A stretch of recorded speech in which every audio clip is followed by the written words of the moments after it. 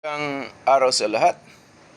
The YouTube channel of the Fraternal Order of Eagles, Limbas Law Corner is back to once again render public service in the field of law for our countrymen, or ang aming pagbabahagi ng kaalaman sa batas. Brought to you by the Limbas Marangal Eagles Club of the Eastern Rizal Region 2 sa pamamagitan ng iyong lingkod na isa namang abogado at isang propesor sa maraming law schools sa ating bansa. Ngayon medyo masalimuot ang political situation itong buwan na to, November 2024. Okay. Kaya naalala ko, several years ago, katatapos lang ng eleksyon noon, katatapos lang. So umagang-umaga, nandun ako sa isang waiting shed. Aba, maraming tao, siguro mahigit 10. Siyempre, ang pinag-uusapan ay yung eleksyon.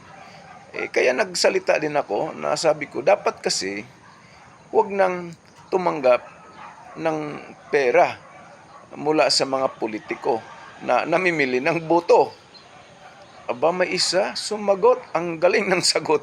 Ang sabi, paano kasi pag nanalo na yung mga yan? Hahatian ba kami nila ng kanilang sweldo? Binanggit pa, yung si ganyan, pag naging konsehal, hahatian ba kami ng sweldo? Mga kababayan, nakakalungkot yung kommentong yan. Bakit? Sa ating bansa, mayroong tinatawag na Omnibus Election Code. Ipinagbawal at pinaparusahan ang pagbili ng boto at pagbinta rin ng boto. Itong batas na ito ay sadyang binubutasan o sadyang nilalabag ng marami. Kung ganyan yung gawain pa rin ng marami, manatiling ganito ang kalagayang pampolitika ng ating bansa.